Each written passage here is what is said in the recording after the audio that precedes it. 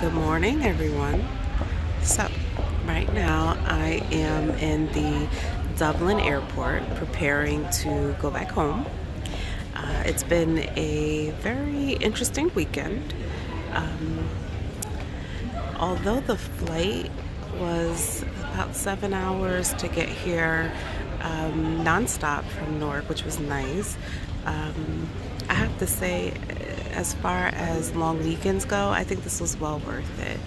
I know many people say, oh, I'm not going to fly numerous hours just to be away for, just 2 days. But to me, I actually think it was worthwhile. So let me tell you guys, let's go for a walk.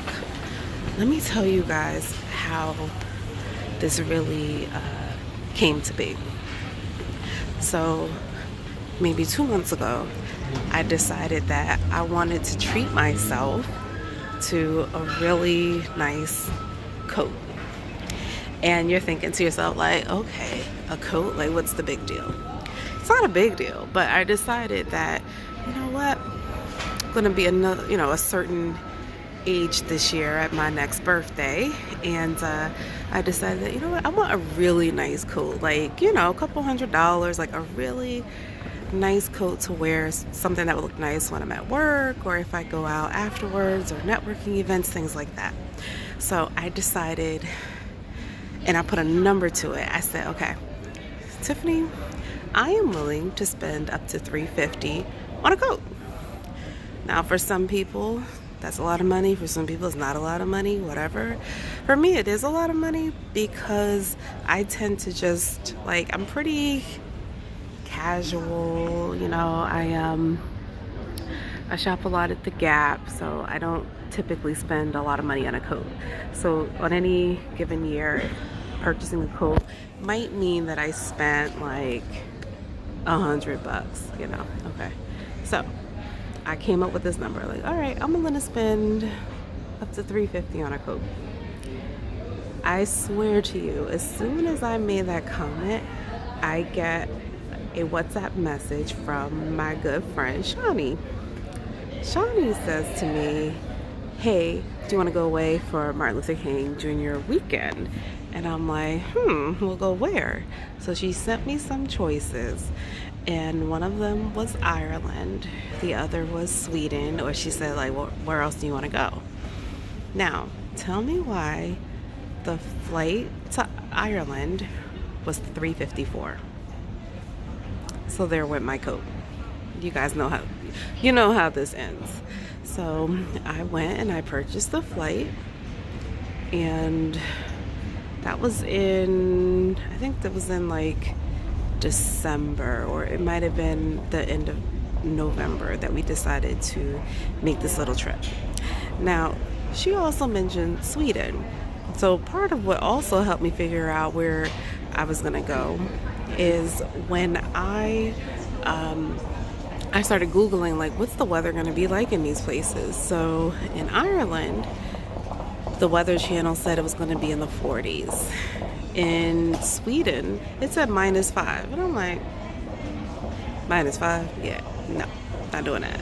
I'm not going to leave an already cold climate to go to a place that's even colder. Granted, it did snow in New Jersey over the weekend while we were away, but being in Ireland at 40 degrees versus being in Sweden for -5, no contest. So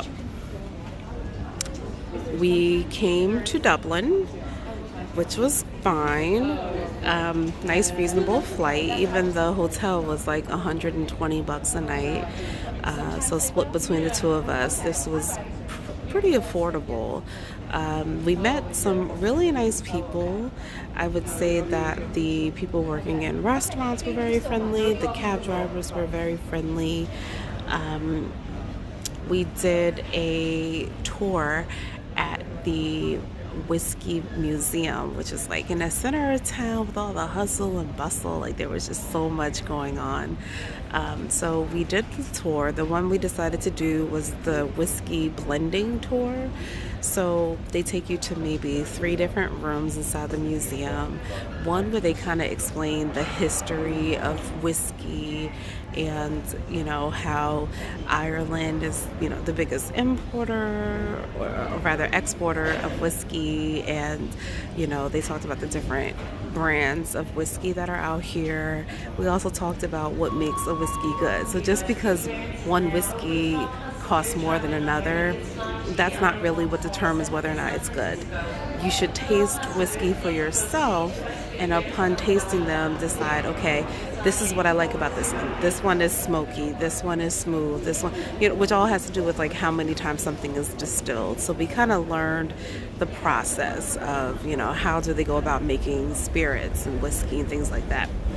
So at the third or fourth room of the tour, we were actually in this area that looked like a little pub, and they gave us, it was like a flight. So it had 4 different glasses with 3 different whiskeys, and then the fourth one was just an empty glass that had a dropper in it. So basically, once we smelled each of the glasses, tasted them to decide, okay, do we actually like the taste? And then we decided, like, for example, I liked the first one and the third one the best. So I mixed those 2 together in order to come up with my blend of whiskey that I like. So, and I did take pictures of each of the bottles so that when I am back in the US, I am able to go ahead and, just purchase the ones that I really like. So that was a lot of fun.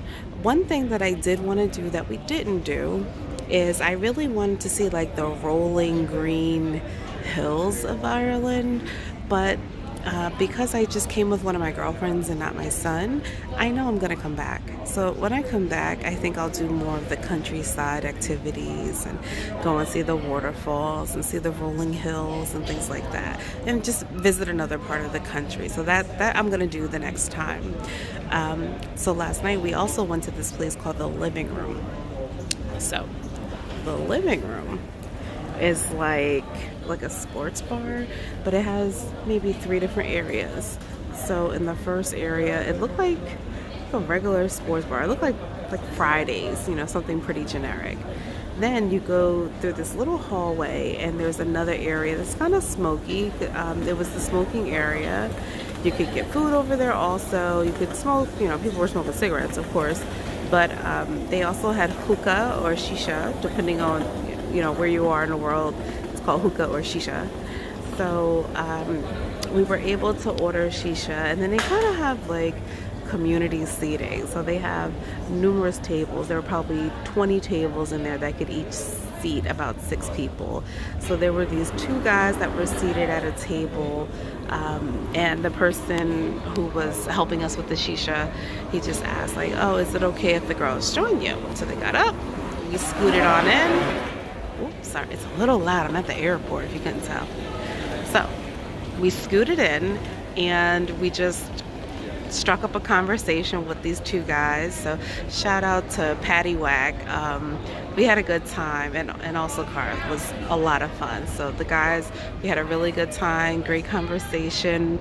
We had some drinks. I tried this thing called, I think it was called Desperados. It was like beer that had tequila mixed with it. It was really good. Kind of reminded me of a Corona, but there was definitely the twist from the tequila. So that's what we did last night. And I mean, otherwise, we just kind of walked about the city, ate at a few restaurants. Again, the service was really great. Almost everywhere. Like, everyone was super friendly. Our hotel, I'm not a very picky person when it comes to hotel. I generally am just looking for a place that is clean, seems safe, a place to lay my head, because the trip is not all about the hotel for me for the most part. Usually it's wherever I'm visiting, right? So I just need a place to kind of keep my stuff, rest my head, keep it moving. So I noticed on the first day when we arrived, it seemed kind of chilly in the room. And even like the first actual night, I remember calling down to the front lobby saying, hey, the heat, like how do we turn it up? And they were telling us like, oh well, the max is either 4 or 6. You have to look on the actual heater because the buttons on the thermostat, like I thought it was a programmable thermostat in the room, that's not how you control the heat. So I look over at the actual, like the radiator, and it was already at the max. I'm like, huh, okay. So then the next night, last night, so we're in a room, and of course when you first walk in, you feel better than you did when you were outside because of course there's some kind of heat, right? But then all of a sudden, like, it just feels a little cold in here. So I walk over to the heater. It's cold, like it's not on at all. The number is on 6, so I already know it's on the max. So I call down to the front lobby, and at first I called, the phone kept ringing, and I'm like, you gotta be kidding me. I called right back, somebody answered. I told them the situation, they came up, and they brought us a portable heater, and I'm like, huh, okay. But that portable heater actually did do the job, but definitely gonna have to reach out to the hotel because that's unacceptable. And the fact that when someone came up, they didn't even check anything, they didn't test anything, so it just sounds like this is something that they go through, which I personally find unacceptable. So I don't believe I'd be staying at this hotel again.